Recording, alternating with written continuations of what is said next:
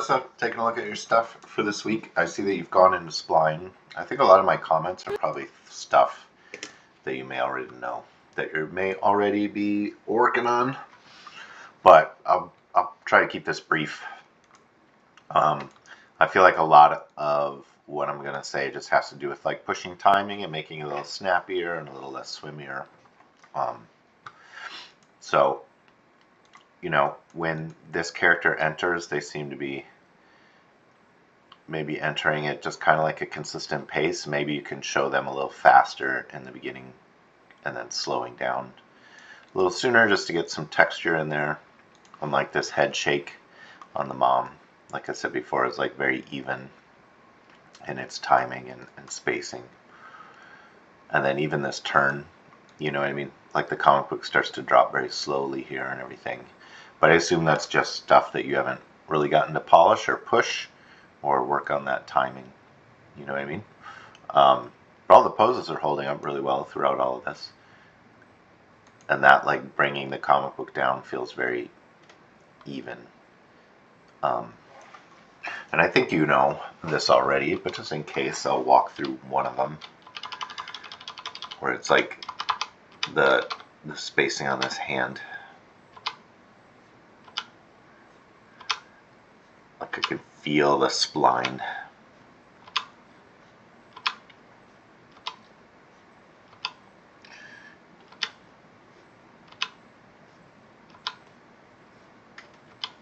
And that gets a little tricky.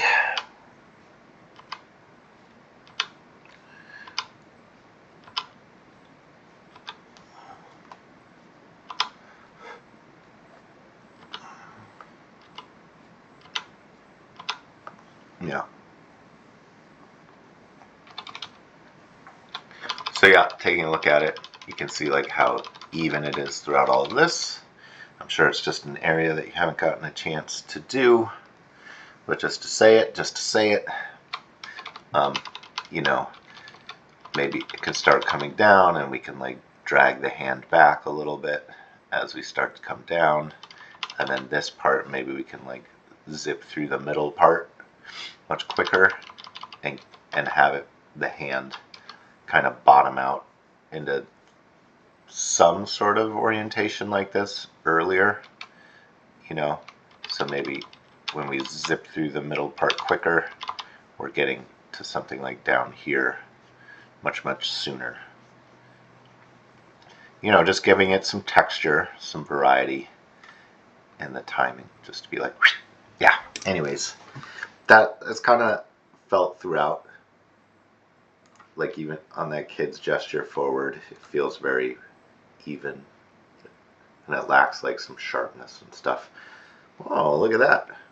Oh, right, we were looking at the hookup. Oh, so there's a shot in between yours and Luis's. This is the latest anim too. This is the same as this file as far as animation is concerned, I believe.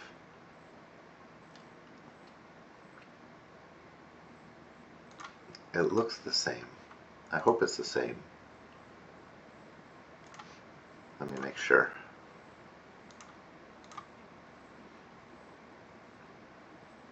Yeah, it looks the same. Okay, cool. So if there's a shot like this between yours and Luis's, I wouldn't worry so much about the hookup because characters can shift position and everything like that between those shots, where you don't really have to worry about continuity and everything like that.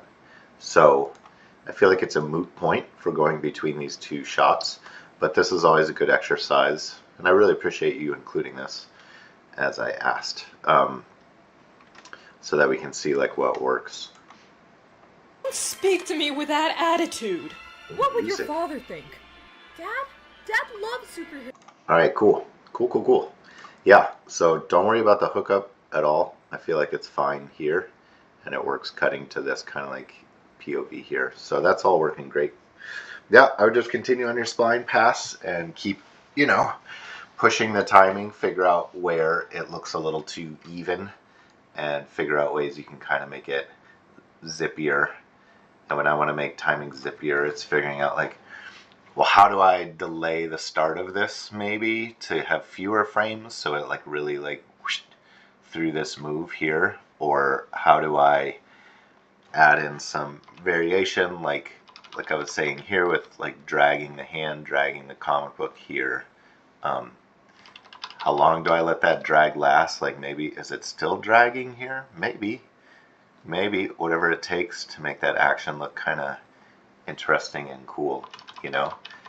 Like here, do we get to like a small overshoot and it comes back up? If the gesture is like really quick and difficult, if that makes the mom too scary though, maybe we want it to just like, you know, kind of ease in, or at least the comic book could maybe like, you know, overshoot and come back as a way to kind of like break up the timing. But to have the arm arrive first before the torso arrives, you know, stuff like that to always break up your timing, make things a little interesting.